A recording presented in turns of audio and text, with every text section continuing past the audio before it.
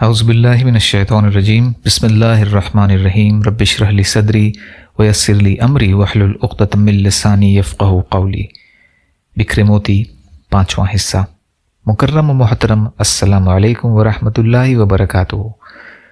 سوال، بعد سلام گزارش ہے کہ اللہ تعالیٰ نے قرآن مجید میں دنیا کو کھیل تماشا کیوں فرمایا؟ جواب، قرآن میں اللہ تعالیٰ نے ارشاد فرمایا ہے، اور یہ دنیا کی زندگی نہیں مگر کھیل تماشا ہے، اور آخرت کی زندگی تو ہمیشہ رہنے والی ہے، کاش یہ جان لیتے۔ سورہ 29 آیت 64 کا ترجمہ ہے۔ جواب، دنیا میں سب سے جلدی ختم ہونے والی چیز کھیل تماشا ہے۔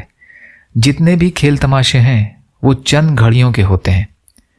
اسکرین پر تماشا دیکھیں تو بھی چند گھڑیوں کا ہوتا ہے، سرکس کا تماشا بھی چند گھڑیوں کا ہوتا ہے، اور ریچھ بندر کا تماشا بھی چند گھڑیوں کا ہوتا ہے۔ اللہ تعالیٰ نے بھی دنیا کو کھیل تماشے سے تشبیہ دی ہے تاکہ لوگوں کو پتہ چل جائے کہ دنیا گھڑی دو گھڑی کا معاملہ ہے۔ یہی وجہ ہے کہ قیامت کے دن کہیں گے کہ وہ نہیں ٹھہرے مگر ایک گھڑی۔ سورہ روم آیت 55 کا ترجمہ۔ حتیٰ کہ کچھ تو یہاں تک کہیں گے وہ دنیا میں نہیں رہے مگر تھوڑا سا وقت، یا شام کا تھوڑا سا وقت۔ 100 سال کی زندگی بھی تھوڑی سی نظر آئے گی، گویا خواب تھا، جو کچھ دیکھا جو سنا افسانہ تھا۔ دوسرا جواب، دنیا کو کھیل تماشے سے تشبیہ دینے میں دوسری بات یہ تھی کہ عام طور پر کھیل تماشا دیکھنے کے بعد بندے کو افسوس ہی ہوتا ہے، اور وہ کہتا ہے کہ بس پیسے بھی ضائع کیے اور وقت بھی ضائع کیا۔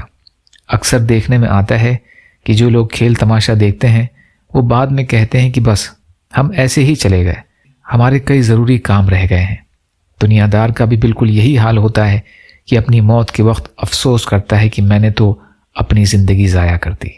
تیسرا جواب، ایک وجہ یہ بھی ہے کہ آج کل کے کھیل تماشے عام طور پر سائے کی مانند ہوتے ہیں۔ موبائل اور لیپ ٹاپ کی اسکرین پر تو نظر آتا ہے کہ بندے چل رہے ہیں، مگر حقیقت میں ان کا سایہ چل رہا ہوتا ہے، اور جو ان کے پیچھے بھاگتے ہیں وہ سائے کے پیچھے بھاگ رہے ہوتے ہیں۔ دنیا کا معاملہ بھی ایسا ہی ہے، جو اس کے پیچھے بھاگتے ہیں وہ بھی سائے کے پیچھے بھاگ رہا ہوتا ہے، اس سے کچھ حاصل نہیں ہوتا۔ یا اللہ ہم سب کو کہنے سننے سے زیادہ عمل کی توفیق عطا فرما۔ یا اللہ مظلوم فلسطینیوں، کشمیریوں، روہنگیا مسلمان اور مسلمان جہاں بھی پریشان حال ہیں، ظالموں کے ظلم کا شکار ہیں، ان کی مدد فرمائیے۔ ہم سب کو اپنی استطاعت کے بقدر اپنا حق ادا کرنے والا بنائیے۔ یا اللہ صبر کرنے والا، شکر کرنے والا اور اچھی طرح عبادت کرنے والا بنائیے۔ جو مانگا وہ بھی عطا کر دیجئے، جو بھول گئے وہ بھی عطا فرمائیے۔ ربنا تقبل منا انک انت السمیع العلیم برحمتک یا ارحم الراحمین۔ لا الہ الا اللہ محمد رسول اللہ۔ السلام علیکم۔